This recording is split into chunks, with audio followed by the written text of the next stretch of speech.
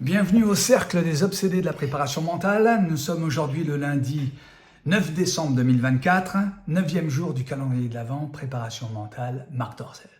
Alors qu'est-ce que le célèbre philosophe va nous présenter aujourd'hui dans son coffret, notamment la boîte numéro 9. Je vais vous dire ça.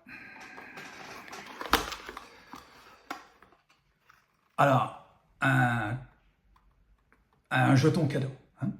Alors ce jeton va me permettre, moi, de regarder des films d'aventure pendant un mois, gratuitement. Alors ça, c'est très intéressant. Mais quel est le rapport avec la préparation mentale? Eh bien, je pense que le thème abordé, c'est la cohésion. Parce que les petits cadeaux, ce sont des outils de cohésion sociale. On va créer du lien. On va mettre du sucre dans notre environnement. On va sceller des amitiés. Il n'y a pas de réussite autre que collective. C'est pour ça qu'il va falloir travailler cette cohésion sociale, cette cohésion professionnelle, cette cohésion globale. Alors, l'être humain est ainsi fait qu'il adore les petits cadeaux, les petits avantages, les petits privilèges. Dans tous les métiers, c'est le comité d'entreprise qui va se charger de ça, en ayant des tarifs préférentiels dans certaines centrales d'achat, certains magasins, certaines associations sportives, culturelles, pour les colonies des enfants.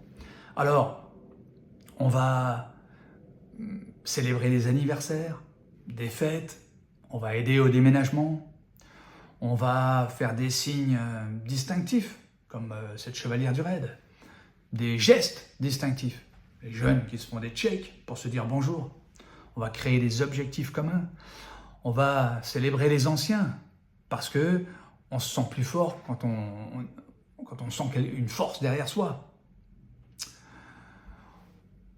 Le but, c'est la cohésion, c'est de créer du lien, c'est l'entraide, c'est créer de la confiance commune, de l'engagement commun. L'empathie, c'est très important. Quand on demande à un homme du raid pourquoi il a risqué sa vie pour sauver un de ses camarades, il répond rarement « j'ai fait ça pour le gouvernement, j'ai fait ça pour le règlement, j'ai fait ça pour le chef ». Non, il répond « j'ai fait ça parce qu'il aurait fait la même chose pour moi ». Ça, c'est l'empathie.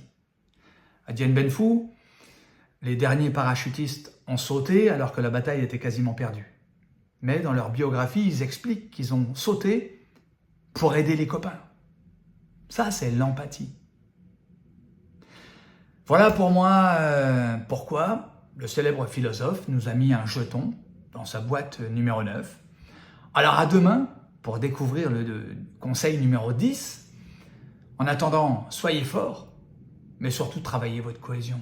Soyez collectifs et faites des petits cadeaux.